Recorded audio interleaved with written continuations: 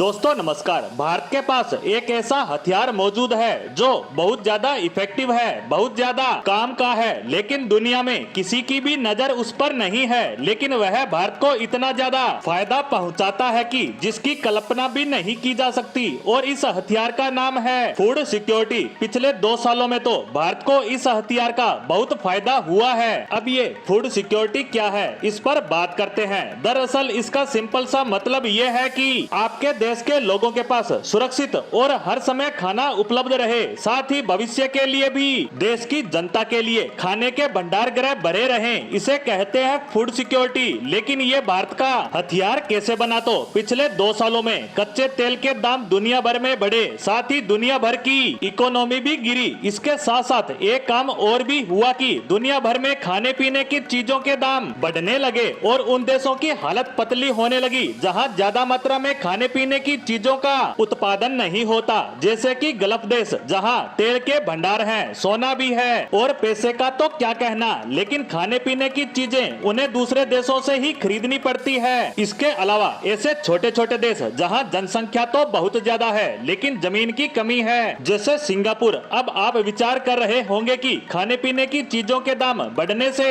इन देशों को क्या टेंशन, इनके पास तो खूब पैसा है, ये तो अमीर देश हैं। तो आपकी बात तो बिल्कुल सही है, लेकिन अंतर्राष्ट्रीय मार्केट में चीजों के रेट इसलिए बढ़ रहे हैं क्योंकि वो कम मात्रा में पैदा हो रही है। और जब कोई चीज पैदा ही कम होती है तो उपलब्ध कहां से होगी और उसे खरीदेंगे कैसे? इसीलिए इन देशों की सिट्टी पिट्टी गुम है कि हम अपनी फूड सिक्योरिटी को कैसे इनसिक्योर करें। हमें इस बात का कौन भरोसा देगा कि आने वाले समय में हमारे पास पर्याप्त मात्रा में खाना उपलब्ध रहेगा। हमें खाने की चीजों के लिए दर दर नहीं भटकना पड़ेगा। और यहीं पर गेम शुरू होता है भारत का। अगर आप एशिया में इन देशों के आसपास देखें तो 2 ही बड़े फूड प्रोड्यूसर देश हैं, पहला भारत और दूसरा है चीन। लेकिन चीन के साथ भी एक समस्या है कि पिछले 4 सालों से वे खुद के लिए पर्याप्त मात्रा में खाना नहीं उगा पा रहे हैं, क्योंकि वहां या तो भारी बाढ़ आ जाती है या एकदम सूखा पड़ जाता है, जिससे वे अपने लिए भी खाना दूसरे देशों से इंपोर्ट कर रहा है, जैसे थाईलैंड, म्यांमार, रूस। लेकिन भारत इस मामले में उससे कहीं ज्यादा आगे है। भारत इस समय इतनी ज्यादा खाने पीने की चीजों का उत्पादन कर रहा है कि खुद की जरूरतें तो पूरी करता ही है, साथ ही दुनिया के कई देशों की खाद्य जरूरतों को भी पूरा कर सकते हैं। और हम ऐसा कर भी रहे हैं। हालांकि आपने पिछले दिनों देखा होगा कि भारत ने अनाज और चावल के एक्सपोर्ट पर बैन लगा दिया था, और ऐसा करने के पीछे मकसद था कि भारत खुद के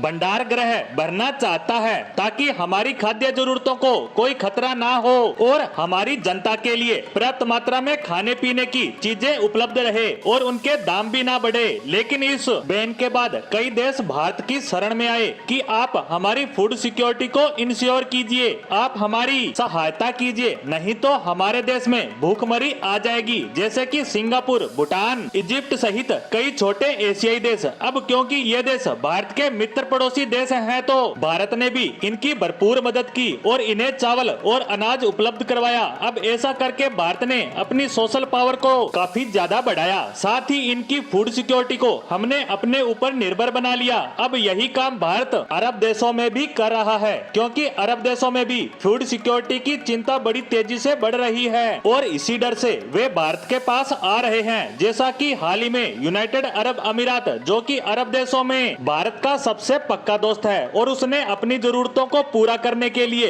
भारत से रिक्वेस्ट की थी और भारत ने भी अपनी दोस्ती निभाते हुए उसे 75,000 टन नॉन बासमती चावल भेजने की घोषणा कर दी। यकीन मानिए, भारत ने चावल नहीं भेजा है बल्कि यूएई को ये भी आभास करवा दिया कि भारत के होते हुए उन्हें चिंता करने की जरूरत नहीं है। और अब यूएई भी हमारा हर मुद्दे पर साथ देगा, क्योंकि यूएई अरब देशों में दूसरा सबसे पावरफुल देश है और वह पाकिस्तान का मित्र भी रहा है। तो पाकिस्तान को भी टेंशन हो रही होगी कि भारत उसके मित्र देशों को अपने पाले में कर रहा है। इसी के साथ यूएई पर आई इस खबर पर हमारी आज की पोस्ट को यहीं समाप्त करते हैं। धन्यवाद।